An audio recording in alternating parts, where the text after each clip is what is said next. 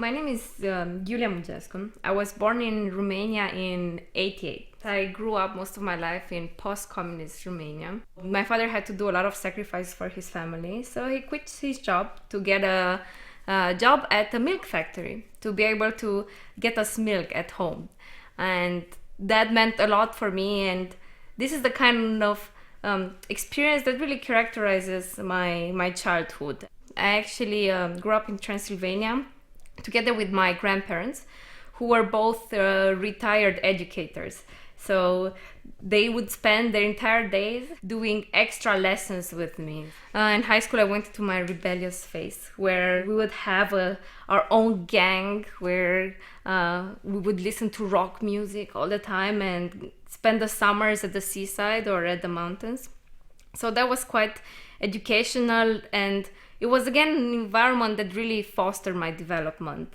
I went to economics university hoping for a big career in marketing, and I was really disappointed to see that you don't really get a lot of support from the system. So coming from this background of always getting more than I asked for and always getting challenged, being in university was a bit of a disappointed. So I started slacking off, but I quickly got back on track through volunteering. And then of course I joined ISEC, which is a global student organization, and that took me all over the world, in places like Mexico and India and Kenya. And lastly, it took me here, where I actually settled. Funnily enough, the place where I grew up with my grandparents was actually the place where also Andra grew up, but we just figured this out, I think, around a year ago. My name is Andra. I come from Romania as well. Grew up in Sebeș, Alba, in the center of Romania, in a family of one brother and my parents. Growing up was pretty much the basics. I was born in 1981, so I did catch a bit of the communism period, where we would have to queue up for bread and queue up for milk, and you would only get a certain share of that per family. I was always the smallest girl. I was always the girl with the short hair, taken more or less in kindergarten as being a gypsy because of my skin color, which was always darker than any other kid. And so I actually learned a bit of about discrimination in the early ages, where kids would be mean to me. And while I was growing up, I loved the part where my father would take me for walks and teach me English while we were walking. This is how I grew to love languages and know about cultures. So in high school I did English and French majors. I had a blast time there. We were 4 girls called the 4 Musketeers, and we were kind of the rebels in the school. Going through university made a lot of sacrifices so that we can afford university for me and my brother, and I'm thankful for that to this day. That brought me to Sibiu, a German city in Romania, where actually I started learning in the university English and French. I just couldn't accept the complexity of the German language, and so I stayed away from it. And yeah, the irony of it was that I fell in love then with an Austrian during my university times, and then I kind of had no way out of actually learning German. And that's when I actually moved to Austria. What I hold very close to my heart is very much connected to the holidays, and to especially the winter holidays. So what we used to do in my region for Christmas is that we gather a big group of kids and we go home by home, the entire street along, the whole Christmas evening, singing Christmas carols. And the same way the Americans do it for Halloween, and they go trick or treat and they get sweets, we do it for Christmas, singing. And I miss this going around and feeling the cold, and then you enter a house and like, okay, now we sing. My best memory about Romania goes back to my childhood. My father would make us polenta with milk. and as well for dessert, pancakes with sweet cheese. Those were the best moments ever. It was amazing, and I still taste it right now. The first time I came to Vienna was, I think, in 2005 or 2006, and I came here in a short trip. And I remember I was so amazed about the city, and I was thinking, God, these people must be so lucky. They have everything. As I joined ISEC, and then it actually got me to Austria, I think the first week I could not believe it. I was thinking, anyways, just gonna be here for a year, and then I'm gonna go back home. And I feel really, really privileged here.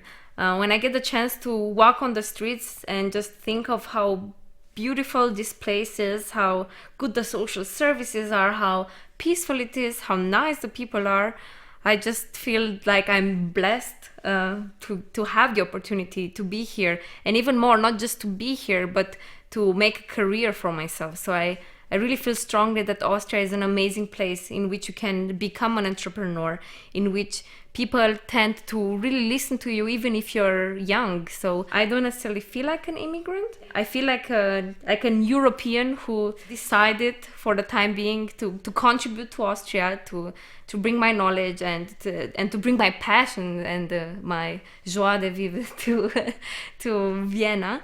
And I'm also very thankful for the moments when I felt that I'm being discriminated against. It really helped me filter out the people that I want to interact with. I crossed the border for the first time to Austria in 2003. It was very exciting and as well very challenging, because it was for the first time I came in a country where I could not understand what people were saying. And for 2 weeks I had a headache just because I had troubles adapting. I started learning German in 2005, and it was the best thing that ever happened because I had a great reason for it. I wanted to be here, to build a life here, and I found it, for me, it was very important that I start off with the language. I had a very nice time adapting because I was in a great group of Austrian friends, and I started my career in 2006, where my job brought me everywhere in the world. And I just always felt coming back to Austria was always like, oh, I'm home. And that was a great feeling. My relationship didn't work out, but I am now happily married to a half Canadian, half Dutch, and we love being here. I never really felt like an immigrant per se, but I did get a taste of discrimination while working, and I didn't understand why that really had to be, but I learned to live with it, and I tried as well to change it. I tried to make it better for everyone there. The only time I feel as an immigrant is when the elections come and I cannot vote. I feel like an integrated person here. I feel more an Austrian than a Romanian, but my identity and my history, my background is in Romania. For the future, I'd like to see a lot of energy, a lot of positive energy, people coming together and creating a new culture, a culture in which everyone is accepted and in which we can take the best parts of everything. And migration is celebrated, not just tolerated and trying to be integrated in a culture, but actually celebrated.